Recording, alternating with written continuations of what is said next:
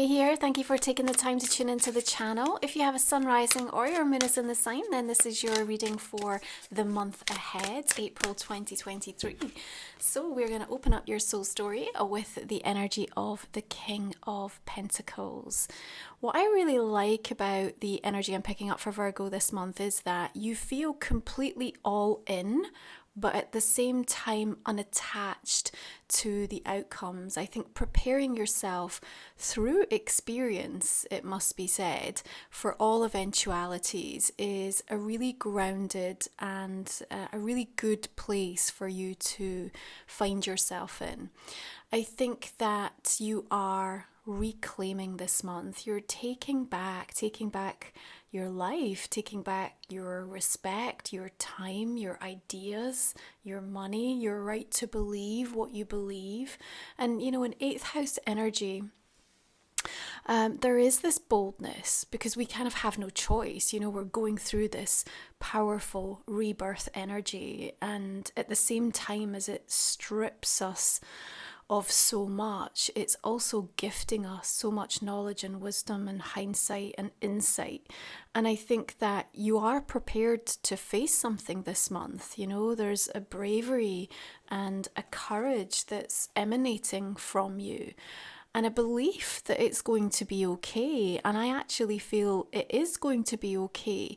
But that doesn't mean that the journey that we are navigating right now doesn't still feel like it's fraught with challenges, and that it's really taking us to the edge of what we think is possible, or stretching us in ways that can at times feel really uncomfortable.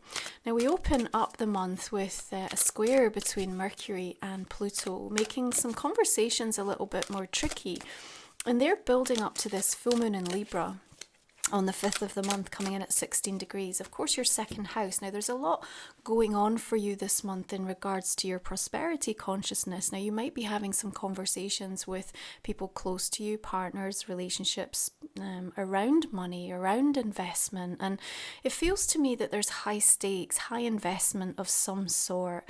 But you know what? What are we here for if it's not to make those gutsy, bold life moves? And I think that 8 of Wands shows you like taking off, and that the conversations, even if they're challenging, are still bringing something to light that gives you some sense of okay, well, I may as well be all in. Yeah, there's that kind of an energy. I don't think you'll have any regrets. I think, well, there'll be some wobbles for sure, but I think that full moon is set to support you in finding a sense of balance. It's like you're comfortable, but it's still stretching you. It's not putting you so far in a place of feeling precarious, but at the same time there is a requirement to move. This is not a month for thinking, it's a month for doing. The action now needs to be taken.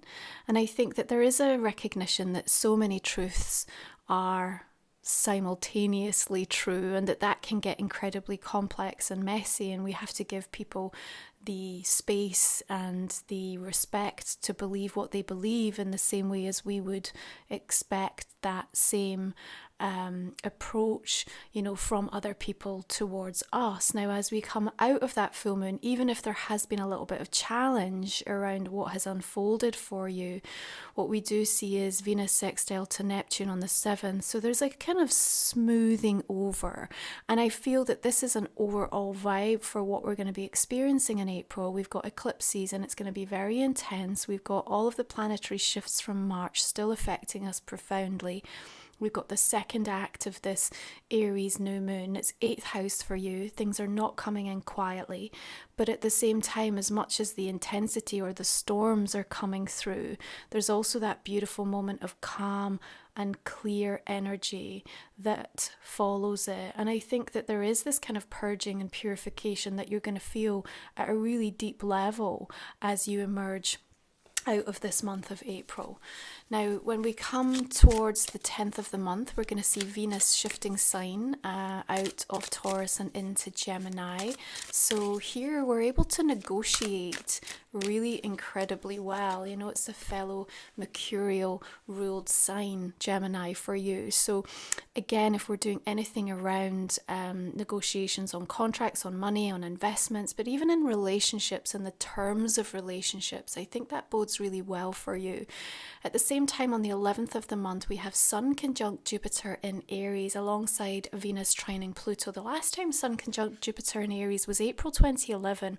It's a really auspicious time. There's an excitement there, and I see a sense of rising excitement. You've got a vision, or you're locking into something that the heart has been longing for.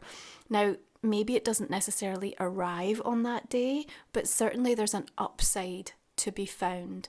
And that doesn't matter how challenging the circumstances you find yourself in. What you will experience through that middle part of the month is definitely some energy, connection, experience that gives you not only hope, but like a clear, validated, grounded, tangible sight of something that is going to be supportive or help you to move forward in the direction, or at least make you feel more empowered about what it is that's unfolding around that time. So it's definitely a supportive period through April to kind of take advantage of. In fact, the first part of the month, as most of the planets are still direct, is definitely the time to put a lot of this action into motion for yourself. And if you knew you would succeed, if you knew it was inevitable, Virgo, what would you go after? That's what we want you to really be thinking about through this. Nine of Cups suggests that there's a sweetness and a contentment that's going to want to make itself known to you. But of course, we need to create space for that to happen. And that means that we have to get really clear on the truth talks that have to take place. And I do think that there's an opportunity for some peace to come through for the most troubled of souls this month. But that's where we've been doing the work. That's where we've been acknowledging, the shadow aspects of things. And I think there are going to be clear boundaries that get communicated and discussed, especially from that full moon in Libra. Our conscious connections are getting an opportunity to really be visited and looked at powerfully. Queen of Swords, I actually quite like for you. It puts you in a strong vantage point. You're seeing something coming in on the horizon. And remember, actually, as we move further into the month, and even as we start to see some of the planets shifting into Taurus, you are moving into ninth house energy, which of course is all about that higher learning. It's about that more significant connection to further overseas. It's what's going on that's really propelling your spiritual growth. And she has a telescope and she's being able to look at what's on its way in, and she has her little bird here as a messenger. So I think you're also preparing to communicate, you're preparing to send something out, but you're also kind of really aware of the divine timing that needs to be understood and respected and acknowledged at this time.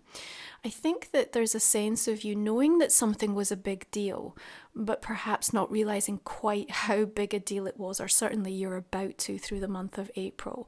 The ripple effects of the eclipse energy are certainly going to be felt by all of us. And in that 8th house, there is a transformative rebirth energy. Now, sometimes these eclipses are not easy to navigate, huge endings, new beginnings, sometimes things coming in suddenly, unexpectedly, major trajectory shifts and redirects can take place.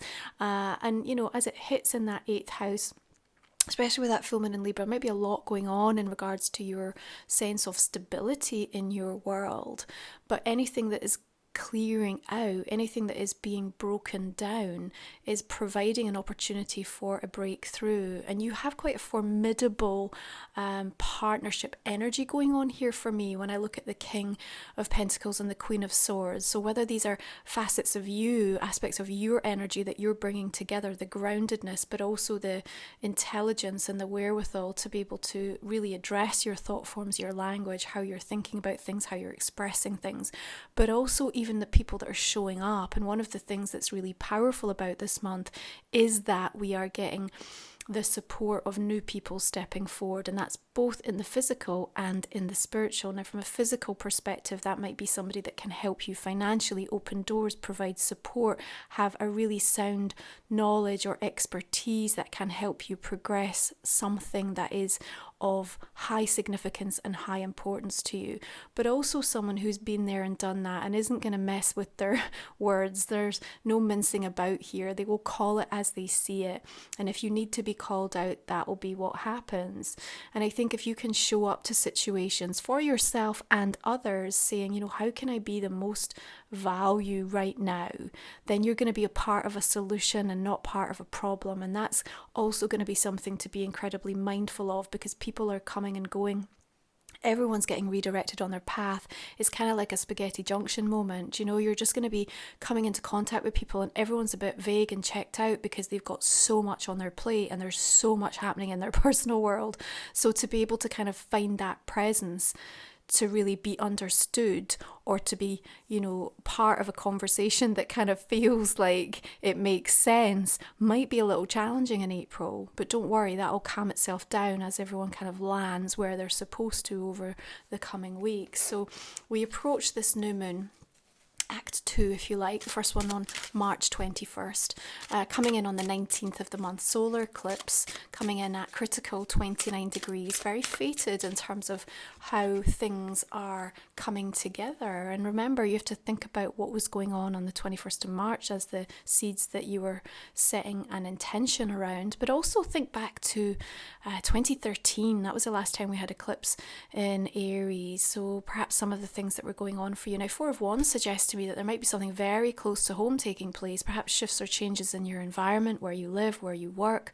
Again, we've got the two figures here, the two birds, deep conversations. They look in a joyful place. We are elevated, so we're having higher conversations. We're having more advanced and progressed conversations to what we have experienced in the past. And all of that also bodes well, as I said, for these truth talks that are necessary, because, the wound that we've been carrying around pertaining to, even if it's like coming up in a specific relationship, but pertaining to something that has been an experience from your past, I feel you have really been working on. And there's a recognition in April for you, Virgo, that you are in the process of really letting go of that. You may still feel the presence of it, but the sharpness of it, I feel, is less intrusive perhaps than how it has been. And even if you're right in the thick end or having the most raw and sensitive of experiences this month, I still feel that you are able to tap into that calmer realization that things are working out in the right order and the right way for you, and you have to trust. And like I said, you might have some wobbles, but there's still this sense of facing something and feeling brave enough to do that and to carry through with it. Now, one of the things that my guides have brought through for this month, which was a surprise but wonderful for me, is to really start to share and impart how we, because of the nature of the world at large right now, how broken, how in a state of conflict and contrast and change, there are so many of us walking the spiritual path, light workers, that are more anchored in the frequency of light than we ever have been, more attuned to what we need to do, and therefore our access and our channel and our ability to connect into seventh dimensional energies is stronger than it's ever been.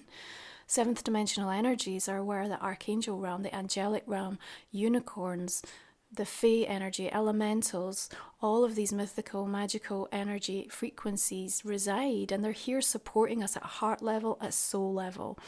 So the unicorn energy wants to come through this month, regardless of where you sit in your understanding or your openness to this. Even if you can come in with a sense of neutrality, we have access to these beings more than we ever have before. I'm using 2 unicorn decks. My Sacred Soul Support Guided Journey this month is Ascending with the Unicorns. These are powerful energies that are here to support us. And like I said, you're going to have new guides showing up both in the physical but also the spiritual. And for many of us that are either already working with these energies or even familiar with them, there is a sense of kind of almost business as usual. It doesn't even seem so extraordinary. Our realities are being blown open day by day by day, and that's going to continue at a faster pace now than ever before. The Chariot says it's time to move on, to move forward, and to really carve out a path for yourself, but also for the people that you care about, for the world that you want to see.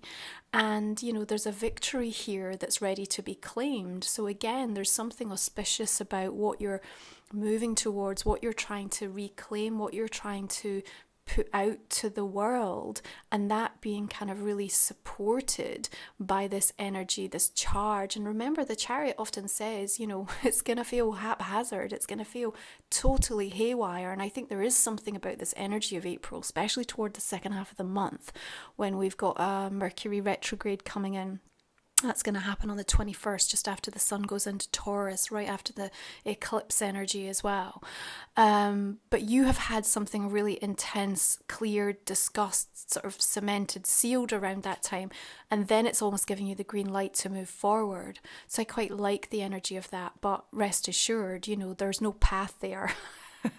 There's no precedence that's been set. So you might find yourself like the blind leading the blind, or like, I don't even know what I'm doing right now, or like, what does this even mean, or we've never been here before, or so there's this sort of feeling of it just being like really kind of otherworldly and almost looking at your life in like this slow-mo kind of a vibe. But again, there's something here that's incredibly charged and powerful and says, against the odds, this is going to happen. Now, we have a bit of a challenging aspect coming in on the 27th. Mars is going to square Chiron, so that's going to hurt. So words that are said, maybe a little regret, you know, either from you or from someone else that kind of spilled out, or something just really hitting on that wound. But I think this is where you get the opportunity to realize that a bigger wound that you've been working on, actually, you know, you realize how far you've come in regards to the work around that. But I also want to say, like, we come out of that rather tactless kind of situation, and on the 29th there's a really beautiful sweet surprise that comes back around as Mars and Uranus come into harmony with one another. And so again, this overall vibe of the month that says, this was intense, this was challenging, don't want to go through that again, but here's some respite, here's the calm after the storm. And again, you can call upon these energies, unicorn energy coming in, to be really supportive and lift and lighten that frequency, no matter how heavy and intense it might feel for you. You know, this is a month to really decide, like, what do you want to be known for? Who do you want to be known as? These are big personal changes that are starting to take place. And even if you don't know, what I'm saying this month is that you can start to really pay attention. It's a beautiful time to be able to listen if you don't know, because then you're noticing the details of everything, and that matters. So even though we have these big storylines that are playing out with the eclipse, you also get to zone right in. And Mercury retrograde, actually, there's the upside, is going to be really supportive of that, because it's going to help you to sort of stop in your tracks maybe, and just be like, okay, let's hold up a minute. We just put a whole lot of stuff, you know, into action. Now let's just, before we head like even further down that road, just check back and make sure, is this what I expected, what I wanted? Does it feel right? Does it align with me? That will be really beneficial for you. So if you're new to the channel, the final 3 cards we're going to cover off in the extended reading, Virgo, we talk for the 25 minutes or so, and you will be able to find the link for that in the comment and the description box underneath. I'm going to go ahead and clarify this main reading as well, which is also just going to give us some additional messages and show us the direction that we might be taking. More messages to come through for you. So just beginning with that King of Pentacles, we have the 9 of Pentacles coming through there. Good. 8 of Water, 8 of Cups, okay. There's an inevitable moving on in 8th house, you know, and often, obviously, we're ruling transformation, we're ruling money, we're ruling shared resources, shared relationships. Another King of Pentacles coming in, interesting. Page of Swords.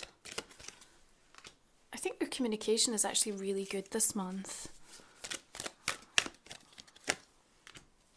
Justice in the world, yeah, there's a lot of karmic closure that's surfacing. 5 of Pentacles, 7 of Cups, Empress energy, beautiful. Queen of Cups. You have like such a beautiful creative flow as well as the grounded earth energy. I like this reading for you. Okay, we have the Lovers coming through there as well. And Judgment. Okay, these are some weighty energies for April. It's not a surprise. I think we don't move through times like this without feeling like life is completely, you know, the last few weeks you'll have really noticed like where you're being moved towards. Now, asteroid goddess Vesta is also shifting into Taurus on the 15th, and here we have this like really grounded ability as well to take care of our dreams, to take care of our own energy, that sacred inner flames. Really beautiful position for her to be in. Remember, I do the goddess reports. You can check those out again in the comment and description box. Virgo, I'm going to invite you to think about a personal question as well. Might not have come up in the main spread, and again we'll call these out in our extended version. Okay, now let's look at some oracle cards. So this is Life Soul Vision, my deck here. You also notice Moon Musings, my new book, is now out. Thank you so much if you pre-ordered. This is a curated collection of all my musings, astrological soul, that I've been sharing across social media the last few years. You'll find this on my website. In April, it'll also be on Amazon, where you'll also find a digital and audio version coming soon as well. So thank you so much for your support. Let's have a look. Life Soul Vision, what are we bringing through? Spirit Bear, ancestral protection. Beautiful. We have the Queen of Water again coming through. I really like this for you. So much healing you see for that energy, but this is also helping you intuit and connect on the 7th dimensional realm. And as I said, you know, the soul journey to explore working with unicorn energy will be something really beautiful. And in the shadow, we're also working this month with releasing sacred vows. So karmic cause and effect, justice, judgment. There's something profound here taking place for Virgo. Of course, all of these journeys, they're available over on my website. They're supportive tools over and above the soul stories to help you on your journey wherever you are. Guided soul meditations. Queen of Fire, love this showing up for you. Sacred Secrets. And Mirrors of the Mind. Of course, you know, you're Mercury ruled, which always means that I think you and Gemini get affected most with these retrograde energies, which again doesn't, you know, need to be negative, but it certainly creates a change in the conversation and in your energy. And being a Gemini sun and a Virgo rising, I always feel it double Mercury rules.